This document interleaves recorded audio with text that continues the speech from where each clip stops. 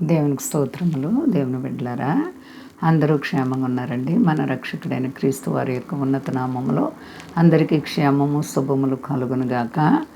ఈరోజు దేవుని వాగ్దానం కీర్తనల గ్రంథము 91 అధ్యాయము 3వ వచనం.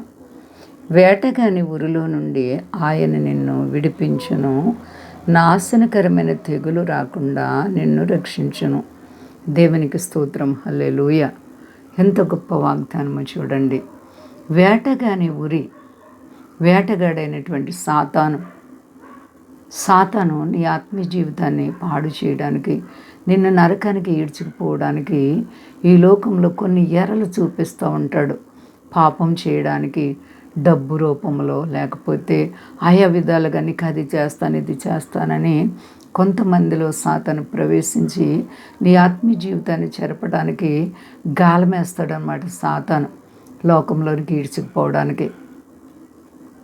వేటగాని ఉరి, నువ్వు వెళ్ళావు అంటే ఉరిలో పడిపోయినట్టే, నిత్య నరకంలోకి వెళ్ళిపోతావు. అందుకే అలాంటి ఎరలను చూడకూడదు. దేవుని పిల్లలు దేవుని బిడ్డలుగా జీవించాలి. ఎన్ని శ్రమలు వచ్చినా నీతి నిమిత్తంగా హింసింపబడేవారు ధన్యులు. కాబట్టి నీతి కొరకు బ్రతకాలి. వేటగాని ఉరిలో నుండి ఆయన నిన్ను విడిపించును, పాపములో పడిపోకుండా దేవుడు నీకు సహాయం చేయనుగాక, నీకు ఆయన భద్రత కలుగునుగాక.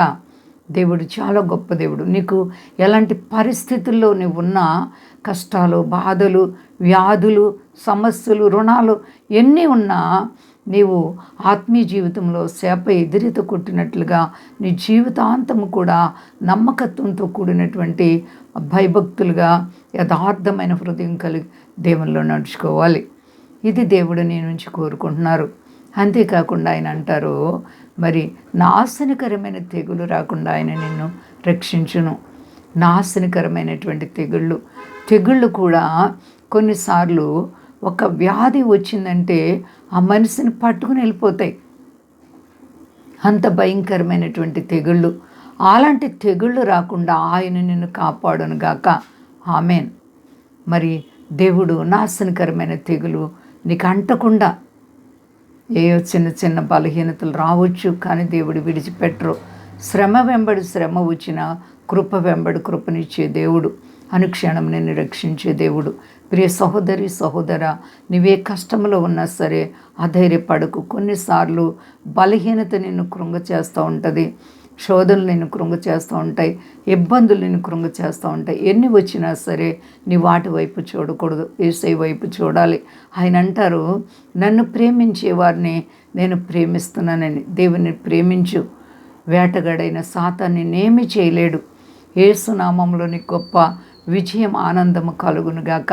నీ దేవుడు నిన్ను చాలా ప్రేమిస్తున్నారు. నీ కొరకు గొప్ప మేలులు చేయడానికి ఇష్టపడుతున్నారు, ఆశీర్వదించాలని ఇష్టపడుతున్నారు. ఆయన నీకుండగా భయం లేదు.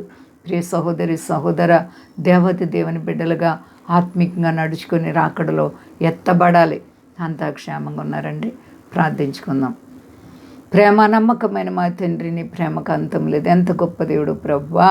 అయ్యా, కడవరి దినాల్లో ఉన్నాము, అంచె దినాల్లో ఉన్నాం. నీ కృప కాపుదల దయచి మా దేశాన్ని, దేశ నాయకులను కాపాడని, మా దేశ ప్రజలందరినీ రక్షించండి.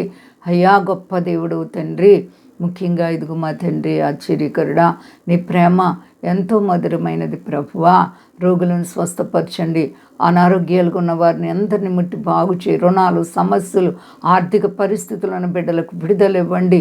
నీ శక్తివంతమైనటువంటి నామానికి మహిమ తెచ్చుకో. అయ్యా, నిన్ను ప్రేమించే వారిని నీ విడిచిపెట్టే దేవుడు కాదు. నీ ఉంటే చాలు ప్రభువా.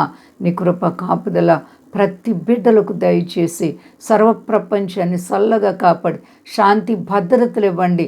మహిమ పొందండి. శక్తి కలిసేనామా నడుచున్నాను తండ్రి. ఆమేన్. అందరికీ వందనాలండి. మా కొరకు పరిచయం కొరకు అందరూ ప్రార్థించండి. ప్రభువారు మిమ్ములను, మీ బిడ్డలను, మీ కుటుంబాలను దీవించి ఆశీర్వదించునుగాక. ఆమేన్.